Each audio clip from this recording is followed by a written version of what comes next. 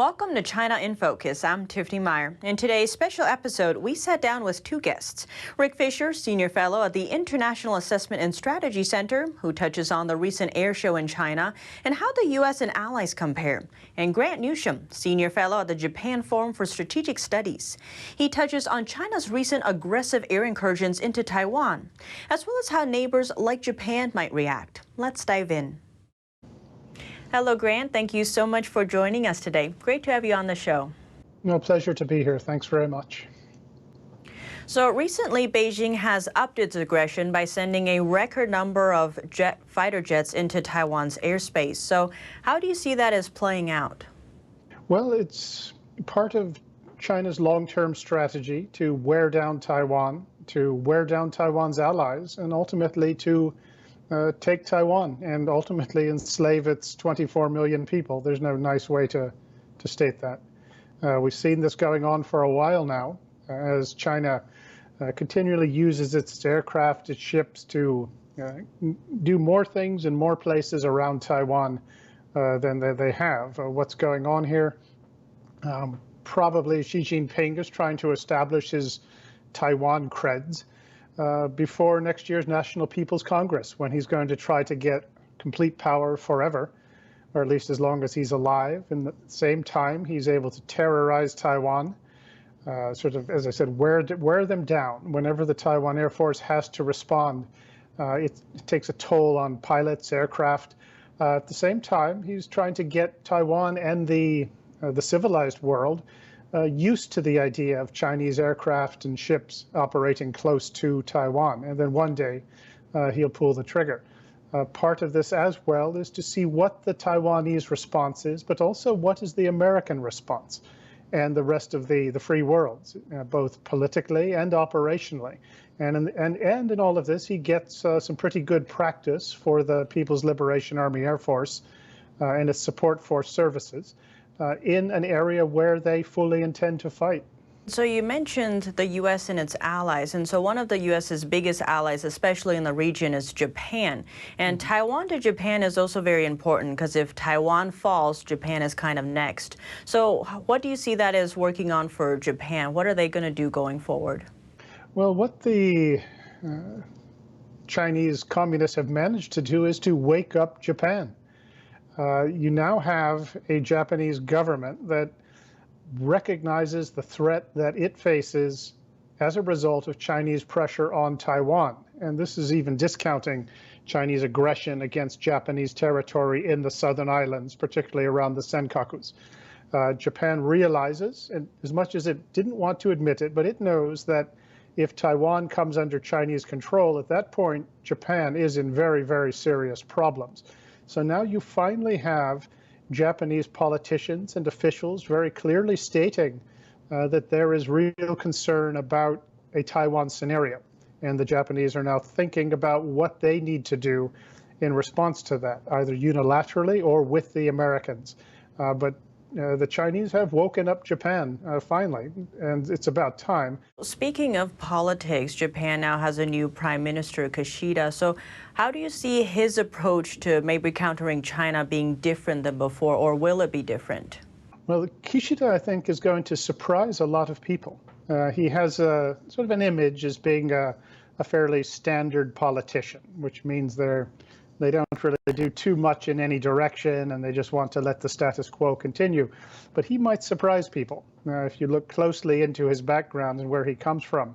But he's done some good things that are notable. At first, he's kept the defense minister, Nobuo Kishi, who is very strong on Taiwan, recognizes its importance, and he also recognizes that Japan needs to improve its defense capabilities. He's also put in as the Liberal Democratic Party's sort of policy head, this woman named Takaichi Sanai, who ran for prime minister and didn't win. But she actually is very well regarded in terms of her knowledge about defense and her ideas of what Japan needs to do to defend itself and also to support Taiwan. One of my friends who worked with her for many years described her as maybe the best official he had ever seen in terms of being aware of and having studied the issues and having a clear sense of what is required. And Kishida has also put in a new Minister for Economic Security, a fellow named Kobayashi. And this too is not a coincidence. And Kobayashi, I'm told, understands the economic risks of Japan being overly dependent on the Chinese market, not to mention the risks of having technology stolen, et cetera, et cetera. So I think the Kishida administration just might be a lot tougher on China, more supportive of Taiwan, and more willing to do what is necessary to improve Japan's defense capabilities, both in terms of its ability to defend itself, but also to be a more useful and helpful ally to the United States.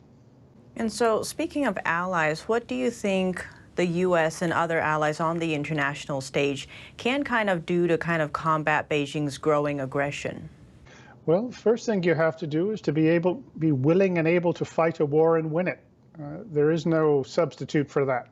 And that's really a truism that's probably been in force since caveman days. It's really nothing new, that the more able you are to fight and win a war, the less likely you will have to. And if you do have to, it's certainly better to win them than to lose them. At the same time, that the free nations need to cooperate far more than they have. And they're starting to show signs of this. And this includes, of course, linking the militaries together so that they can actually operate effectively and efficiently together, not just show up once in a while and put on a scripted exercise as if that makes any difference. No, it has to be a fully integrated sort of way of doing things. So that is one thing that the free world can do. And you're starting to see this. Actually, you saw some of it just the other day down south of Okinawa when you had 2 American aircraft carriers, you had a British aircraft carrier, you had a Japanese amphibious ship that's sort of an aircraft carrier, a very tiny one. And you had the Dutch there, the Canadians, the New Zealanders. The only one missing were the Australians, and that's presumably because they were somewhere else doing something useful, as they often do. So that's a very interesting thing to see. And think about it, 5 years ago, you wouldn't have seen this happen. So there's a military angle to this, but there's also a political one as well. And that is when the free world cooperates and coordinates from a political perspective in support of really democracy, human rights, the freedoms which we think are important, all of which are anathema to the People's Republic of China or the Chinese Communist Party. So as I say, there's political cooperation, coordination that is needed, and to actually speak up on behalf of our interests and our beliefs, and in support of other people who just want nothing more than to be free. You do also have to get the economic angle right, and that is something that no country has done well at all, and they have gotten themselves overly dependent on the China market. And that has manifested itself in a very weak approach to defense, even an unwillingness to admit that China could be sort of anything of a threat. There seemed to be a sense that really the Chinese are just a really big version of Canada, basically nice if you just hold out the open hand of friendship, when that is not the nature of the Chinese Communist Party. So I say that you have to get your economic activities right, and that means wean yourself really fast off of this very just fatal dependence on the Chinese market, on Chinese supply chains, et cetera. And then there's a financial angle as well that, say, starting with the United States, it had better get its financial house in order, because the one real lever that it has over the Chinese Communist Party is the US dollar. Unfortunately, the Biden administration, and I would say previous ones as well, have done their best to try to debase the dollar and actually undercut confidence in it. To lose the US dollar as the world's reserve currency, that would be just a catastrophe, as bad as actually losing a battle out in the Pacific. And so it seems right now there's a lot of uncertainty about whether or not actual war will break out between, say, China and Taiwan, China and the rest of the world. So if that were to happen, what are some concrete steps, say, not just Japan, but also the U.S. and other allies could take to kind of bolster their defenses? They need to, one, improve their actual defense capabilities, make sure you have the hardware and the ability to use it. And don't ignore the personnel end of the equation. You've got to attract good people and keep them. You have to promote good officers, not just yes men.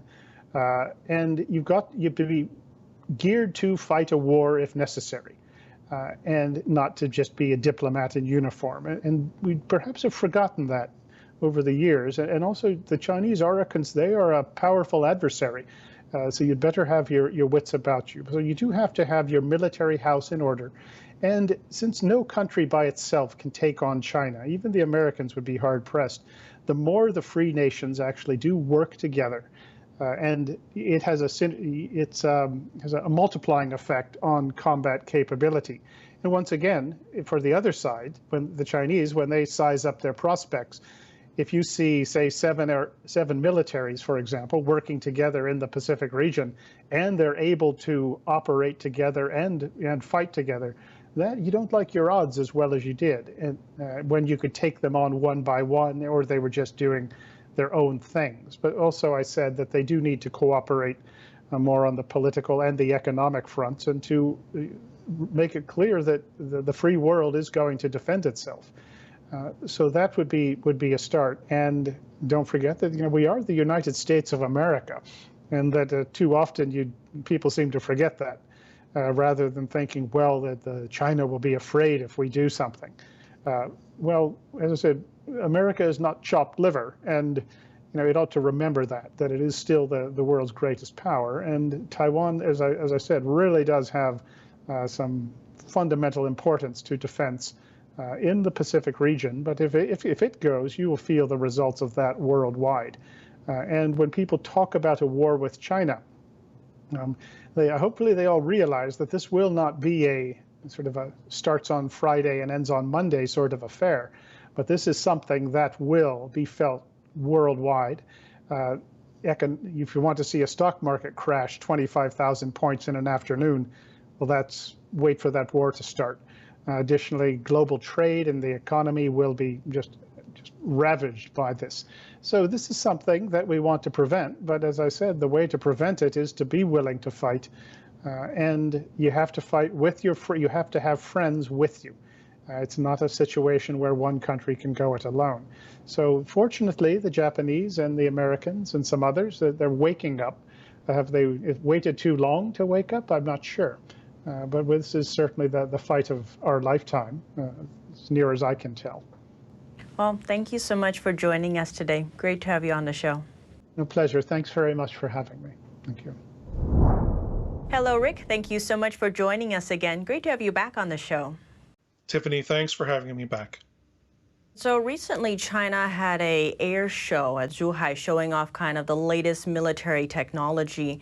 And among one of the things there is a long-range air missile. So how do you see that as playing into the current fight over the space with Taiwan? This show of force, show of power, absent using it, is a very important Chinese coercive military strategy that goes back hundreds and thousands of years. Now, the air-to-air missile that you mentioned is also very important. The Chinese revealed an export model of their new PL-15 long-range air-to-air missile. Now, the PLA version is reported to have a range of about 200 kilometers. That would make it amongst the longest range air-to-air missiles anywhere. The British might have one with a longer range. The United States does not yet have a missile with that range, although it's developing one or more of them. But if the war were to start today, China would have a clear advantage because of the PL-15 air-to-air missile. The Taiwan Air Force would have to work very hard to get close enough to the Chinese combat aircraft to try to shoot them down before the PL-15 could get them. And so how long would it take the U.S. and the allies to kind of catch up? Well, one hopes that we will see an American equivalent air-to-air missile within the next 2 years. The United States is also very reluctant to share classified information about modern missiles. Some of them it wants to sell, so it does publish performance data. But the long-range missiles that we have currently and the future long-range missiles, they have not revealed any performance figures. So also at this Zhuhai Air Show, there was also an anti-satellite tech that seems to have some grappling arms that kind of relates back to the Soviet Union, it seems. So what's your take on that and what it can do? Well, this is a perfect example of a Chinese dual-use capability, a capability that can perform both civil and military missions. Now, at the Zhuhai Show, the Shanghai Academy of Space Technology displayed a satellite that was designed to perform refueling missions, to actually go up, dock with a target satellite, and transfer fuel. The satellite, however, also had grappling arms. And we know that China has been practicing with similarly equipped satellites in geostationary orbit. GEO is where most countries in the world that have communication satellites like to place those communication satellites, because they can basically like hover all over, right over your country, 24 days, 24 hours, 7 days a week. Being able to refuel a satellite in GEO is a commercially attractive thing, but those grappling arms also mean that even a satellite designed for commercial missions could be used for military missions. Those arms could tear off a piece of an American satellite to bring it back to Earth for analysis. It could grab the satellite and throw it out of orbit. It's at least preferable to blowing it up, like the Chinese did in 2007, creating 3,000 pieces of debris that we're still having to dodge. But the willingness of the Chinese to display a grappling satellite does serve the purpose of putting the world on notice that they have this technology and that they're not afraid to use it. And so how do the U.S. and allies compare in terms of this kind of technology? The International Space Station has had a robotic grappling arm for most of its existence since the 1990s. So the technology is long been developed by the United States, by Canada, and other Western countries. But the United States, of course, has not disclosed any kind of military capabilities that it is keeping in space. It has recently indicated that it may have some kind of active military capabilities in orbit, but those have not yet been revealed. But Russia and China have put into orbit small satellites with grappling arms, and it is probably safe to assume that the United States has developed this capability, but has not yet revealed it. And so now moving to the ground sphere, at the show they also had something called laser truck. So what can this type of truck do? Energy weapons are the weapons of the future. A weapon like a laser can have an unlimited magazine, if you will, and an unlimited number of rounds to fire. If you just plug it into an energy source, it can just keep on firing. And when you develop more powerful lasers, such as in the megawatt class, you can shoot down an intercontinental ballistic missile, an intermediate range ballistic missile, shoot down an aircraft at very long range, damage satellites in space very easily. So there is a race right now in the development of laser weapons. Russia has them. The United States is rapidly developing laser weapons for the U.S. Army, the U.S. Navy, and Air Force. And of course, China has long been developing laser weapons. Now, at the Zhuhai Show, China revealed two mobile laser weapons. One developed by the Norinco Corporation, and the other developed by the China Aerospace Science and Industry Corporation, or CASIC. Now, that China would have two lasers for sale, both of them mobile, both of them on trucks, is a big deal because the United States is not going to start testing a mobile laser system like this until sometime next year. And that means we're not going to be able to deploy them for a number of years into the future. That China is already selling mobile laser weapon trucks means that they're ahead of the United States in this technology. And so right now there's also a lot of disputes in waters, say the Indo-Pacific region and recently with the AUKUS deal. And so at this show there was also ballistic ship missiles. So what are these for? At the show this year, the China Aerospace Science and Technology Company, CISC, for the first time revealed an anti-ship capable variant of a short-range ballistic missile that it has been marketing for more than a decade. It joins the other major Chinese missile companies, CASIC and Norinco, in also having short-range anti-ship capable ballistic missiles. Now, an anti-ship ballistic missile can travel at a high supersonic or near hypersonic speed, meaning that it's very difficult to shoot down. It'll come at the target from a vertical trajectory. It has a great amount of power on impact, even before the warhead explodes. A cruise missile, on the other hand, is flying at subsonic speeds, meaning it's easier to track and also easier to shoot down. So that CASIC would not only develop an anti-ship capable version of this missile and offer it for sale is a troubling development. The United States, in my opinion, may be developing its own anti-ship ballistic missiles that can be launched from ships. But this has not yet been confirmed by the United States Navy or Department of Defense. And so also at this show, there was also the advanced air power ambition. This seems like one of the latest, newest technologies. So can you kind of walk through what this means? During most of the Zhuhai air shows, the aviation industries of China will feature either video or wall art that indicates their future directions. They don't answer any questions about these displays.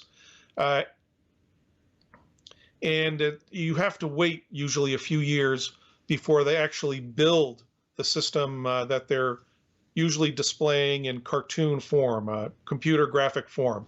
And this year, a similar video offered a glimpse of what a Chinese sixth generation fighter may look like, as well as a glimpse of their future stealth flying wing bomber that will look very much like the American B-2 stealth flying wing bomber.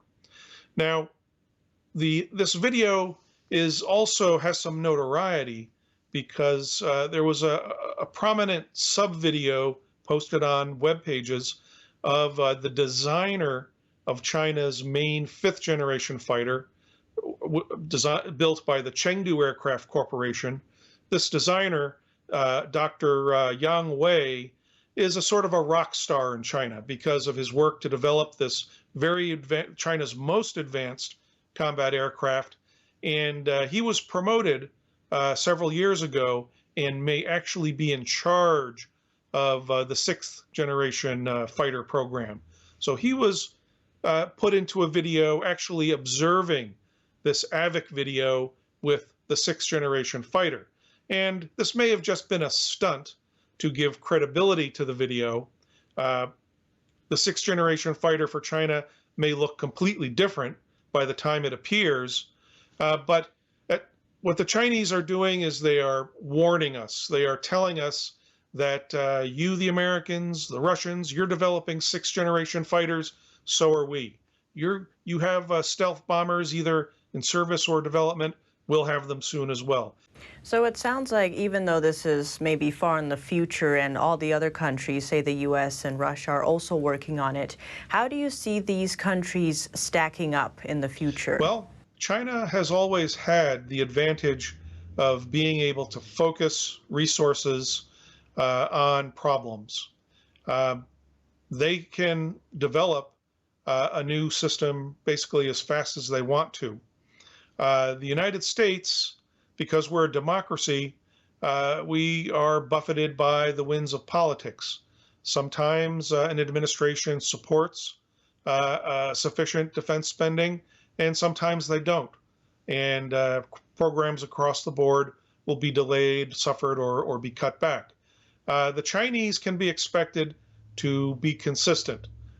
They will invest in these advanced capabilities as long as the Chinese Communist Party remains in power. Thank you so much for joining us today. Thank you very much. And for those just tuning in, that was today's special episode with guests Rick Fisher and Grant Newsham. Thanks for watching, and see you next time.